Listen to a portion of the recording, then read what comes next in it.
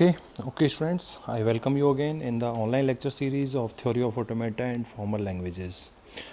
Today's lecture, in we will discuss about Arden's theorem. Okay, Arden's theorem discuss करने से पहले कुछ fundamental identities हैं जिनको हम रेगुलर एक्सप्रेशन के लिए यूज़ करते हैं. तो स्टूडेंट्स, ये 12 आइडेंटिटीज़ होंगी. एक बार उनके बारे में जस्ट एक डिस्कशन कर लेते हैं, ठीक है, जान लेते हैं, और फिर उसके बाद हम आर्डन्स थ्योरम और उसके एग्जांपल डिस्कस करेंगे. Okay, so first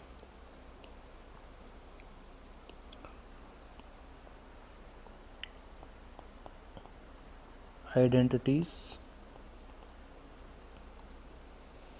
for regular expression. Okay, for regular expression.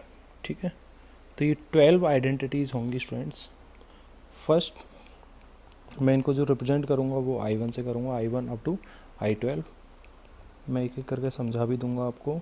Theta plus R equals to R. इनको जस्ट हम यूज़ करेंगे आर्डन्स थ्योरम में. I2 विल बी 5R और it can be written as R5. Result is 5, right. And third is null R null equals to R, right. I4 null closure equals to phi closure. Result will be null. Okay, and I5 is R plus R equals to R, right. I6 R closure will be R closure, right. Then I7 is RR closure equals to R closure. R will be R closure. Okay, RR closure it will be R closure R, right. And I8 R closure whole closure will be R closure. ठीक है. I9 is null plus R closure R, or it can be written as null plus R closure R equals to R closure. ठीक है. I10 PQ whole closure P equals to PQP closure, right. And I11 P plus Q whole closure, it can be written as P closure Q closure whole closure equals to, it can be written as P closure plus Q closure whole closure, right. इनको हम directly use करते हैं actually. Next is I12 P plus Q R, it can be written as PR plus QR, and RP P plus Q will be in bracket, so it can be written as RP plus RQ. ठीक है, ये 12 identities हम इसमें use करते हैं students. तो एक एक करके हम समझ लेते हैं. 5 को यहाँ पर कंसीडर करके चल रहे हैं. जैसे 0, तो 0 को हम किसी के साथ ऐड करते हैं तो आपको क्या मिलता है, वही वैल्यू मिलती है, दैट इज़ R. ठीक है, R is the regular expression, right. So जब हम 0 को किसी के साथ मल्टीप्लाई करते हैं तो रिजल्ट विल बी 0, मीन्स 5. नल को जो एम्प्टी स्ट्रिंग है उसको हम 1 कंसिडर करके चलते हैं. जब 1 को किसी के साथ मल्टीप्लाई करेंगे किसी भी रेगुलर एक्सप्रेशन के साथ में तो रिजल्ट वही रेगुलर एक्सप्रेशन होगा. तो R is a regular expression, तो रिजल्ट क्या मिला आपको, R. ठीक है, जब हम नल एम्प्टी सेट या एम्प्टी स्ट्रिंग के ऊपर हम क्लोजर लगाते हैं तो रिजल्ट क्या होगा आपका, एम्प्टी स्ट्रिंग होगा. जब सेम दो रेगुलर एक्सप्रेशन को ऐड करेंगे तो रिजल्ट क्या होगा, एक रेगुलर एक्सप्रेशन होगा. जब सेम रेगुलर एक्सप्रेशन का क्लोजर होगा, ठीक है, अगर दो सेम रेगुलर एक्सप्रेशन है उनका क्लोजर है, ठीक है, तो उसको हम क्या लिख सकते हैं, आर क्लोजर लिख सकते हैं. अगर दो रेगुलर एक्सप्रेशन है, अगर एक पर क्लोजर है, ठीक है, तो हम पहले वाले पर उसको रिप्लेस कर सकते हैं. R closure whole closure will be R closure. I9 identity says that null plus RR closure equals to null plus R closure R equals to R closure. PQ whole closure P, it can be written as PQP closure whole closure. P plus Q whole closure P closure Q closure whole closure, it can be written as P closure plus Q closure whole closure, right?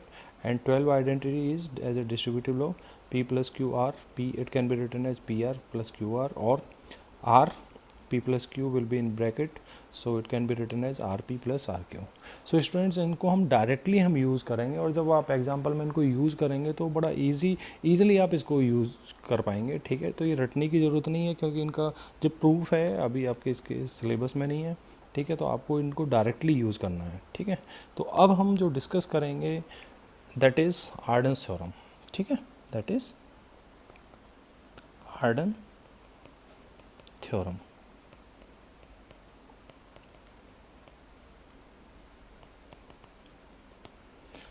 ठीक है, तो आर्डन्स theorem में students हम कर क्या रहे हैं कि आर्डन्स थ्योरम लेट पहले कंसीडर कर लेते हैं हम, late P and Q, right, be two regular expression, be two regular expression, दो रेगुलर एक्सप्रेशंस हैं जिनको नाम दिया है हमने P एंड Q से, ठीक है? Over sigma, sigma is input symbols, right? So there is an equation that is R equals to Q plus RP, जिसको हम आर्डन इक्वेशन बोल रहे हैं, ठीक है? R equals to Q plus RP, it has a unique solution, ठीक है? और इसका यूनिक सॉल्यूशन क्या होगा? R equals to QP closure, ये इसका यूनिक सॉल्यूशन होगा। अब इसका प्रूफ भी है, ये प्रूफ करने के लिए कि इसका यूनिक सॉल्यूशन ये कैसे है, तो इसका प्रूफ हम डिस्कस कर लेते हैं, ठीक है? प्रूफ क्या होगा? प्रूफ में हम ये चेक कर लेते हैं कि एक बार हम इस जो इक्वेशन है इसमें इस सॉल्यूशन को पुट करके देख लेते हैं कि इससे हमें कम्प्लीटली या पार्शियली हमें ये सॉल्यूशन मिलता है कि नहीं मिलता, ठीक है? तो देख लेते हैं, R equals to Q plus RP, R को हम रिप्लेस करा देते हैं इसके सॉल्यूशन से, Q plus QP closure P, क्या वैल्यू पुट की हमने? R equals to QP closure, ठीक है? तो इसमें से Q कॉमन निकाल देते हैं, नल प्लस P क्लोजर P, ठीक है? अब यहाँ पर एक आइडेंटिटीज़ आप देखेंगे I9, ठीक है? अगर हम I9 identity use I9 identity, ठीक है? इस आइडेंटिटी को हम यहाँ पर यूज़ करते हैं, मीन्स आइडेंटिटी क्या है? Null plus R closure R equals to R closure, ठीक है? So it can be written as Q, it can be written as R is P, तो इसको हम क्या लिख सकते हैं? P closure. तो स्टूडेंट्स रिजल्ट आपको क्या मिलता है? R equals to QP closure, ठीक है? R equals to QP closure, ठीक है?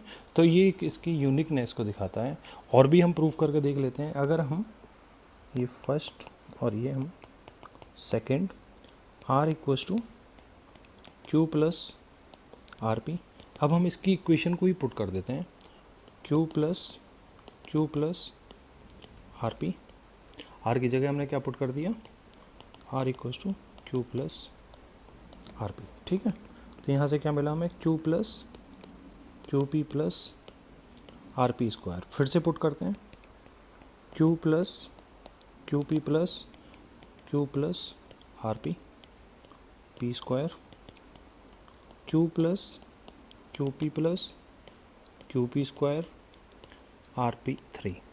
अब आप यहाँ पर देख रहे हैं कि जब R के साथ P का टर्म आ रहा है तो उसमें एक का इंक्रीमेंट हो रहा है, ठीक है? तो इसको हम ऐसे लिख सकते हैं, Q plus QP plus QP square QPI plus RPI plus 1 लिख सकते हैं इसको,